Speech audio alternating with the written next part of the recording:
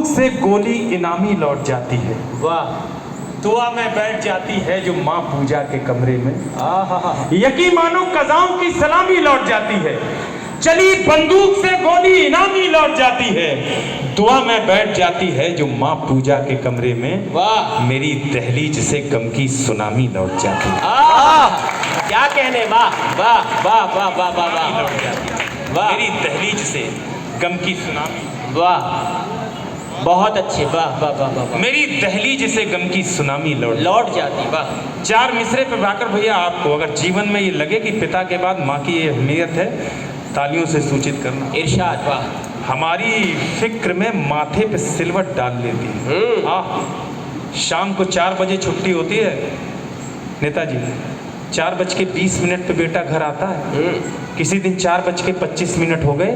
माँ के माथे पर जो चिंता की लकीरें उभरती हैं, उन्हें कुरान की आयत और गीता का श्लोक मान के प्रणाम करता हूँ और रेखांकित करता हूँ माँ का रुतबा।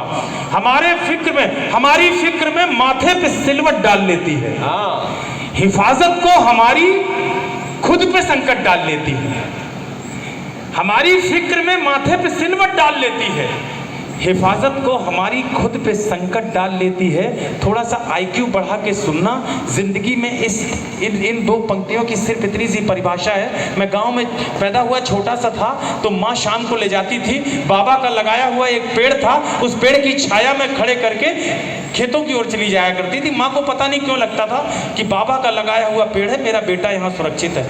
उन रिश्तों को अगर मैंने ठीक से बुन दिया हो इन मिसरों में, और आपकी जिंदगी में भी कहीं ना कहीं ये रिश्ते उभरे हों पेड़ के साथ, माँ के, चाची के, दादा के, दादी के, तो जरा कोलाहल से बताना कि मुंबई में कविता भी सुनते हैं। हमारी फिक्र में माथे पे सिलवट डाल लेती है। हिफाजत को हमारी खुद पे संकट डाल लेती है।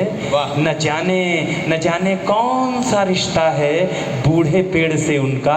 यहाँ से माँ गुजरती है तो घूंघट डाल लेती है। यहाँ से माँ गुजरती है, यहाँ से माँ गुजरती है तो घूंघट डाल लेती है। महसूस करिए वो रिश्ते बाबा ने लगाया था। माँ सोचती है कि हमारा तो जेठ है, हमारा ससुर है, ये रिश्ते हमने अपने गाँव में जिए। तब जाकर के 4 पंक्तियां आपको निवेदित करता हूँ इस भारत माता की ओर से। माँ से निवेदन करता हूँ, एक देशभक्त बेटा क्या चाहता है। सुनना अजय अंजाम का दूसरा फलसफा। देश में वो देशभक्ति का उबाल दीजिए माँ। देश में वो देशभक्ति का उबाल दीजिए माँ। देश प्रेम की दिलों में ज्वाल लगने लगे। कर्म से अखंड और धर्म से प्रचंड आज हर युवा ही लाल बाल पाल लगने लगे। बेटियों को शक्ति का वो बीज मंत्र दीजिए। माफ करना साहब, मैं उन लोगों को कोई दोष नहीं देता जो ये कहते हैं कि हमारी बेटियों को काट कर सूटकेस में भर दिया गया, फ्रिज में भर दिया गया। माफ करना, जब घाट गोबर के चौराहे पर, किसी चौराहे पर हमारी बेटी का आंचल खींचा गया तो हम में से कोई मर्द बेटा खड़ा नहीं हुआ कि खबरदार, ये बेटी भले ही मेरी माँ की कोख से पैदा ना हुई हो, लेकिन भारत माँ की बेटी है, इसलिए मेरी सगी बेटी है, हाथ उठा तो उंगलियां तोड़ दी जाएंगी। जिस दिन हमने ये कह दिया होता उस दिन ना बेटी कोई कटती ना कोई बेटी बढ़ती। तब कहता हूँ, देश में वो देशभक्ति का उबाल दीजिए माँ। देश प्रेम की दिलों में ज्वाल लगने लगे। कर्म से अखंड और धर्म से प्रचंड आज हर युवा ही लाल बाल पाल लगने लगे। अरे बेटियों को शक्ति का हमने ये सिखा दिया, बेटियां पर्दे में रहें, मर्यादा में रहें, घूंघट में रहें। हमने ये बताया ही नहीं कि तुम सरस्वती की बेटी भी हो, तुम शारदा की बेटी भी हो, लेकिन वक्त पड़ जाए तो तुम माँ कालिका की बेटी हो।